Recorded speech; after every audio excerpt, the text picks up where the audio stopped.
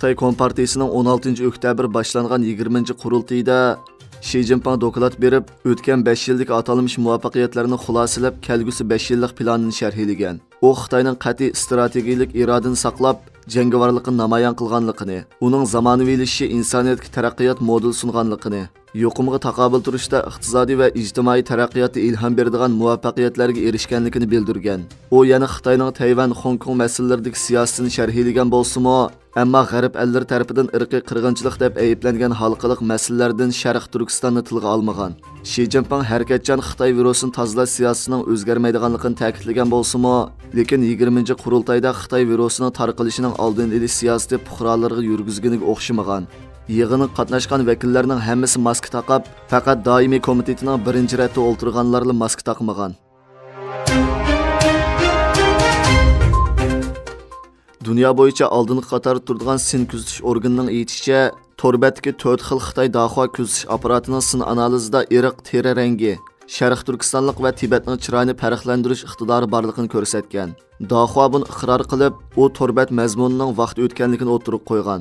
Ammo uning savdo xarakterlik ishlatishdan boshqa ehtiyoj uchun mulozimat qilganligini inkor qilmagan. Bu Dahua texnikasining yaqinqi bir qancha yilda Uyg'ur va Tibet qatorliq millatlar nishon qilgan millat farqlantirishni xoslashtirilgan kuzatish uskunalari uchun ilib borgan 3-qatimliq tekshirish ekan. Dahuaning bu 4 xil kamerasining to'r qo'llanmasi qaraganda, ularning hammasi 7 sifat xoslik va 500 ifodaning e'tirof qilinishini qo'llaydi ekan. Bu 7 xil sifat xoslik bo'lsa, jinsi, yeshi, ko'zoynak, chiroy ifodasi, maska, millati va saqal qatorliqlarini o'z ichiga oladigan bo'lib, Sharq Turkiston va Tibetliklarni farqlantirish uchun xos qo'llashni talab qildi ekan. 5 xil yuz ifodalash bo'lsa, ochiqlanish, temkinlik, xushallik, qayg'uliq va hayron qilish qatorliqlar ekan. 2019-yili oktyabrda Amerika hukumatı Sharq Turkistonda kishilik huquqi daxl taruz qildi deb Dahua shirkatiga jazo yurgizgan.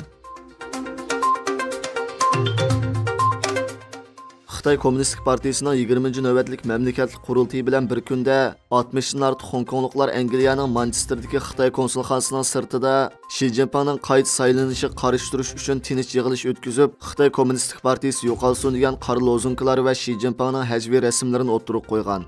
Xitoy konsulxonasining xodimlari shuar lozunkalarni yo'qotish uchun sirtga chiqib, bir namoyishchini majburiy holda konsulxonaga so'rab kirib 5-6 kishi birlashib urgan.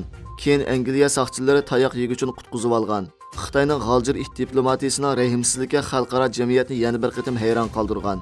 Angliya parlamenti tashqi ishlar komitetining yangi raisi Twitterda bu voqeani jiddiy tekshirishning lozimligini bildirib, Xitoyning namoyishchilarga qilgan rahimsiz hujumi va so'z erkinligini bostirishini Angliyaga ilib kirishining qabul qilinmaydiganligini, Angliya hukumati Xitoy bosh elchisini chaqirtish kerakligini, agar har qanday bir Xitoy namoyishchilarga hujum qilsa, ular cho'qim ayblanishi va chegaradan qo'g'lab chiqarilishi kerakligini ta'kidlagan.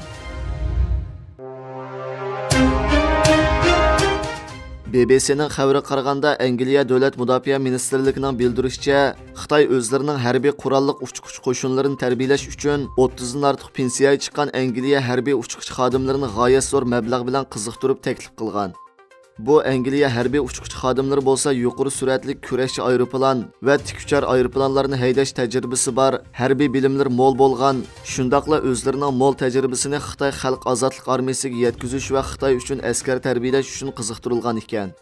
Angliya rasmiy axboroti ogohlantirish chiqarib, pensiyaga chiqqan harbiy uchquvchilarni Xitoy armiyasida xizmat qilmaslikka ogohlantirgan. G'arb amaldorlarining aytishicha, Xitoyning uchqich qabul qilish urinishi davomlashayotgan bo'lib, yaqindan buyon texnik kuchayganligini, insonchilikda Xitoyning bergan pul mollariga taqobil tura olmaganligini, bu kishilarning vositachi orqali qabul qilinganligini hamda Janubiy Afrikadagi bir uchish maktabi bilan aloqasi borligini bildirgan.